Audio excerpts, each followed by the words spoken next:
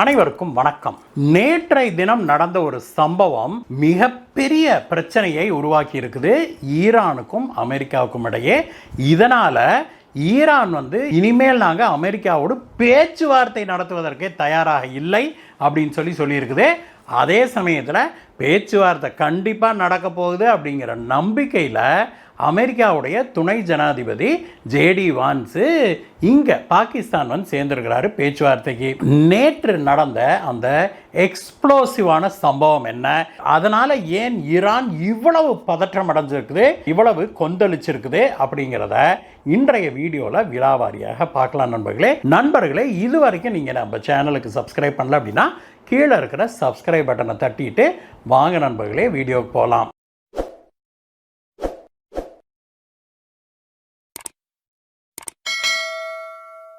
ஈரானுக்கு எந்த கப்பலும் போகக்கூடாது, அதே போல் ஈரானுடைய துறைமுகங்கள்லேருந்து வெளிவருகிற எந்த கப்பலையும் நாங்கள் வெளியில் விடமாட்டோம் அப்படின்னு அமெரிக்கா கல்ஃப் ஆஃப் ஒமானில், அதாவது ஹார்மோஸ் ஸ்ட்ரெய்ட்ஸுக்கு வெளியில் தன்னுடைய போர்க்கப்பல்களை வரிசையாக நிறுத்தி அங்கே அறிவித்த தடையை அமல் பண்ணி வர்றது நமக்கு தெரியும். ஒரு கப்பல் அல்ல, இரண்டு கப்பல் அல்ல, மொத்தமாக 15க்கும் மேற்பட்ட போர்க்கப்பல்களை அப்படி ஒரு நேர்கோட்டில் இப்படி வரிசையாக நிறுத்தி அந்த கடற்பகுதி முழுவதையும் கண்காணித்து வருது அமெரிக்கா. இது போக சேட்டலைட் மூலமாகவும் ட்ரோன்கள் மூலமாகவும் பயங்கரமான கண்காணிப்புக்கு அந்த பகுதியை உட்படுத்தி இருக்குது அமெரிக்கா. இந்த ஈரானுக்கும் அமெரிக்காவுக்கும் இடையிலான இந்த பிரச்சனையில் கிராஸ் ஃபயரில் ஏகப்பட்ட கப்பல்கள் சிக்கி இருக்குது. இந்தியாவுடைய 3 கப்பல்களும் இந்த கிராஸ் ஃபயரில் சிக்கினதை பார்த்தோம். அதில் முதல் கப்பல் வெற்றிகரமாக வெளியில் வந்துருச்சு. ஆனால் இரண்டாவது கப்பலும் மூன்றாவது இந்திய கப்பலும் வந்து கொண்டிருந்த போது அந்த ஸ்ட்ரெய்ட் ஆஃப் ஹார்மூஸை தாண்டுவதற்கு முன்பாக ஈரான் இந்திய கப்பல்களை நோக்கி சுட்டது நமக்கு தெரியும். அப்பொழுது இந்திய கப்பல்களுடைய கேப்டன் வெளியிட்ட செய்தியையும் மேடே SOS செய்தியையும் நீங்கள் கேட்டிருப்பீங்கன்னு நினைக்கிறேன். அதில் தெளிவாக அவர் என்ன சொல்கிறாருன்னா, நீங்கள் அனுமதி கொடுத்த பிறகுதானே நாங்கள் வந்தோம், அதுக்கப்புறம் ஏன் எங்களை பார்த்து சுடுறீங்க அப்படின்னு சொல்லி அவர் சொன்னதோடு இல்லாமல் உடனடியாக நாங்கள் திரும்பி போயிடுறோம் அப்படின்னு சொல்லிட்டு அந்த 2 கப்பல்களும் திரும்பி உள்ளுக்குள்ளே பெர்ஷியன் கல்ஃப்குள்ளே போனதை பார்த்தோம்.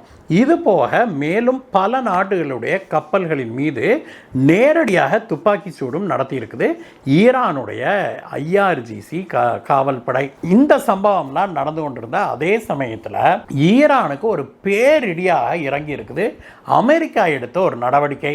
அது என்னன்னா, சீனாவிலிருந்து கிளம்பியதாக சொல்லப்படுகிற ஒரு கப்பல் MV தூஸ்கா அப்படிங்கிற அந்த கப்பல் கல்ஃப் ஆஃப் ஓமான்ல வந்து கொண்டிருந்தது. அது ஸ்ட்ரெய்ட் ஆஃப் ஹார்மூஸை நோக்கி போய்கொண்டிருந்தது.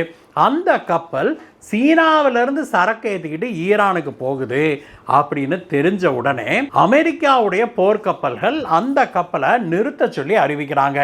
ஆனால் அந்த கப்பலோ எந்த விதமான ரெஸ்பான்ஸும் இல்லாமல் தாம்பாட்டுக்கு சொல்லுன்னு அப்படி போய்கிட்டே இருக்குது.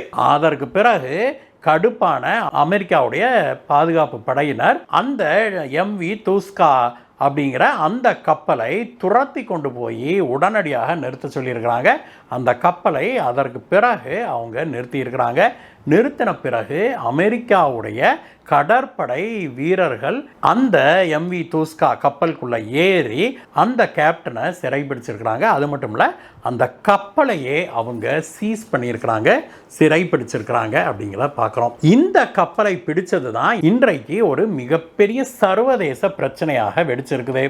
இந்த MV தூஸ்கா அப்படிங்கிற கப்பல் சாதாரணமாக கச்சா எண்ணெய் ஏற்றிட்டு போகிற கப்பலோ அல்லது சீனாவிலேருந்து ஏதாவது ஈரானுக்கு மருந்து மாத்திரைகளையோ அல்லது மற்ற பொருட்களையோ ஏற்றிக்கிட்டு வந்த கப்பல் அல்ல. அமெரிக்கா அதை சோதனை செய்த போது அந்த கப்பல் முழுக்க கெமிக்கல்ஸ் இருந்திருக்குது. அதுவும் என்ன மாதிரியான கெமிக்கல் அப்படின்னா, ஈரானுடைய பாலிஸ்டிக்ஸ் மிசைல்ஸ் இருக்குது இல்லையா, அதாவது ஏவுகணைகள் இருக்குது இல்லையா, அந்த பாலிஸ்டிக் ஏவுகணைகளில் பயன்படுத்துவதற்கான பிரத்யேகமான கெமிக்கல்ஸை இந்த கப்பல் ஏற்றி கொண்டு வந்திருக்குது. ஒரு கப்பல் வழிய முழுக்க ஏவுகணைகளுக்கு தேவையான கெமிக்கல்ஸை ஏற்றி கொண்டு வந்திருக்குது இந்த MV தூஸ்கா கப்பல். அந்த கப்பலை தான் தன்னுடைய கட்டுப்பாட்டை மீறி ஈரானுக்கு போகக்கூடாதுன்னு சொல்லி அது சொன்ன வச்சு கேட்டு கப்பலை நிறுத்தாதனால அதை தடுத்து நிறுத்தி அதை சிறைபிடிச்சிருக்கிறாங்க.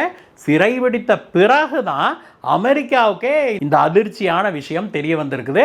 கப்பல் முழுக்க முழுக்க கெமிக்கல்ஸு பூராவுமே ஏவுகணைகளில் பயன்படுத்தக்கூடிய அந்த கெமிக்கல்ஸ் இருக்குதுன்னு தெரிஞ்ச உடனே அங்கே நம்ம ட்ரம்ப் பயங்கர டென்ஷன் ஆயிட்டாரு அப்படிங்கிறாங்க. நாம் இத்தனை சொல்லியும் இத்தனை எச்சரிக்கைகள் விடுத்தும் கூட நம்மளுடைய எச்சரிக்கைகளுக்கோ கோரிக்கைகளுக்கோ செவிசாய்க்காம சீனா கெமிக்கல்ஸை, அதுவும் எப்படி ஏவுகணைகளுக்கு தேவையான கெமிக்கல்ஸை அனுப்புதா அப்படின்னு சொல்லி சீனாவின் மீதும் ட்ரம்ப் பயங்கர கடுப்பாகி இருக்கிறாரு அப்படின்றாங்க.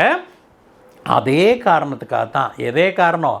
இந்த கப்பல் முழுக்க ஏவுகணைகளுக்கு தேவையான கெமிக்கல்ஸை ஏற்றிக்கிட்டு வந்த கப்பலை அமெரிக்கா பிடிச்சிருச்சு அப்படிங்கிற காரணத்தினால தான் ஈரானும் பயங்கர டென்ஷனாக இருக்குது. நேற்றைய தினம் அமெரிக்காவிலேருந்து கிளம்பி அந்த நாட்டுடைய துணை அதிபர் ஜேடி வான்ஸு பாகிஸ்தான் சேர்ந்தார். சில மணி நேரங்களுக்கு முன்பு தான் அவர் பாகிஸ்தானில் லேண்ட் ஆனார். இந்த மனுஷன் பாகிஸ்தானுக்கு வந்திருக்கிறாரு. எதுக்கு? பேச்சுவார்த்தை நடத்துறதுக்கு. ஆனால் ஈரான் என்ன அறிவிச்சிருக்குது தெரியுமா? நாங்கள் பேச்சுவார்த்தைக்கு வரமாட்டோம் அப்படின்னு சொல்லியிருக்குது ஈரானு. அதுக்கு ஈரான் சொல்கிற காரணம் என்ன அப்படின்னாக்க, அமெரிக்கா தன்னிச்சையாக ஹார்மோஸ் ஸ்ட்ரைட்டை க்ளோஸ் பண்ணிருச்சு. நாங்கள் ஹார்மோஸ் ஸ்ட்ரைட்டில் எல்லாரும் பயணிக்கலாம், எல்லா நாட்டு கப்பல்களும் எந்தவித கண்டிஷனும் இல்லாமல் பயணிக்கலான்னு நாங்கள் அறிவித்த பிறகும் கூட ஹார்மோஸ் ஸ்ட்ரைட்ஸை தடுத்து நிறுத்தி க்ளோஸ் பண்ணி வச்சிருக்கிறது அமெரிக்கா. இது நியாயமற்ற ஒரு செயலாக தெரியுது எங்களுக்கு. இப்படி எங்களை மட்டும் ஒரு சில விஷயங்களை செய்ய சொல்லி பணிக்கிற அமெரிக்கா ஏன் தான் அதையெல்லாம் எதையுமே செய்ய மாட்டேங்குது? அப்போ அமெரிக்காவுக்கு ஒரு சட்டம், எனக்கு ஒரு சட்டமா? இது ஏன் பூமி, என் பூமிக்கு என் பேச்சை கேட்க மாட்டோங்கிறதோடு இல்லாமல் நீ எதையாவது செய்வேன், ஆனால் அதே விஷயத்தை நான் செஞ்சால் விட மாட்டியா? இதுக்கு மேலே பேச்சுவார்த்தை நடத்துவதற்கு எதுவுமே கிடையாது. உங்கள் கூட நீங்கள் நியாயஸ்தர்கள் இல்லை. அதாவது தெளிவாகவே ஈரான் இந்த விஷயத்தை சொல்லியிருக்குது. நீங்கள், அதாவது அமெரிக்காவை சொல்லுது ஈரானு, நீங்கள் நம்பகத்தன்மையற்றவர்களாக இருக்கிறீங்க, உங்களை நம்பி நாங்கள் பேச்சுவார்த்தைக்கு வர முடியாது அப்படின்னு சொல்லியிருக்குது.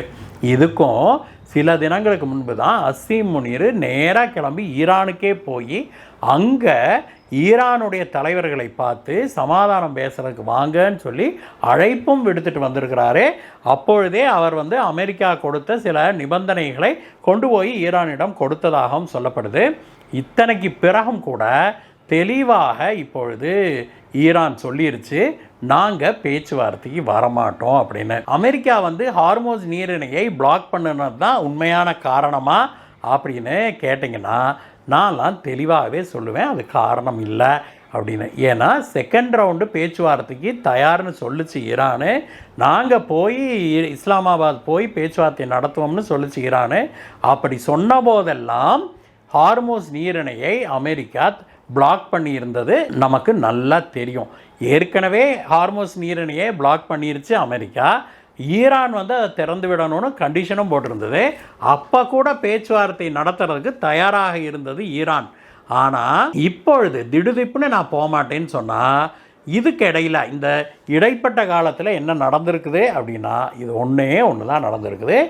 ஈரானுக்கு சீனா அனுப்பி வைத்த மிக முக்கியமான ஏவுகணைகளில் பயன்படுத்துகிற அந்த கெமிக்கல்ஸை அமெரிக்கா சீஸ் பண்ணிருச்சு அப்படிங்கிறதான் ஈரானுக்கு பயங்கரமான கோபம். இந்த கோபத்தை மேலும் தூண்டி விடுற மாதிரி அமெரிக்காவுடைய கடற்படை தளபதி இந்த விஷயம் குறித்து பேட்டி அளித்த போது என்ன சொன்னார் அப்படின்னா, this will be treated as spoils of war அப்படின்னார். அதாவது இந்த கப்பலை அவங்க பிடிச்சாங்க இல்லையா, அது போரில் நாங்கள் கபலீகரம் செய்த பொருளாக கருதப்படும், போரில் நாங்கள் வென்றெடுத்த பொருளாக கருதப்படும் அப்படின்னு அவர் சொல்லியிருக்கிறாரு. அதாவது அந்த கப்பலும் கப்பலில் இருந்த கெமிக்கல்ஸையும் இனி அமெரிக்கா பயன்படுத்தி கொள்ளும், உங்களுக்கு கொடுக்கவே மாட்டோம் நாங்கள் அப்படிங்கிறது தான் அவர் அப்படி சொல்லியிருக்கிறாரு. இது நியாயமா அப்படின்னு கேட்டிங்கன்னா, அது நியாயமற்ற ஒரு செயலைத்தான் அமெரிக்கா செய்திருக்குது அப்படின்னு சொல்லுவோம். இதுவரைக்கும் அமெரிக்கா நியாயமான விஷயங்கள் எத்தனை செஞ்சுருக்குது அப்படிங்கிறதே கேள்விக்குறி. இது அநியாயம்தான், அமெரிக்கா செய்தது தவறு தான். அதுலேயும் அந்த கெமிக்கல்ஸ் வந்து மிகவும் விலை உயர்ந்த கெமிக்கல்ஸ் அப்படின்னு சொல்கிறாங்க. ஏவுகணைகளை பயன்படுத்துறதுனா பார்த்துக்கோங்களேன் அப்போ எப்படி இருக்கும். அந்த கெமிக்கல்ஸ்லாம் நான் வந்து போரில் நான் அடைந்த பலன்னு நான் நினச்சிக்குவேன் அப்படின்னு அமெரிக்க கடற்படை தளபதி சொல்கிறார். அப்படின்னா அவருடைய உண்மையான நோக்கம் என்ன, அமெரிக்காவுடைய உண்மையான நோக்கம் என்ன? வந்த வரைக்கும் லாபம், எரியற வீட்டில் பிடுங்கினது வரைக்கும் லாபம் அப்படிங்கிறத அமெரிக்கா இன்றைக்கு ரசித்து அனுபவித்து செய்து கொண்டிருக்குது அப்படிங்கிறதான் உண்மை. இந்த வீடியோவை பற்றிய உங்களுடைய கருத்துக்களை சொல்லுங்கள் நண்பர்களே. மீண்டும் வேற வீடியோ சந்திக்கிறேன் கைஸ். Bye bye.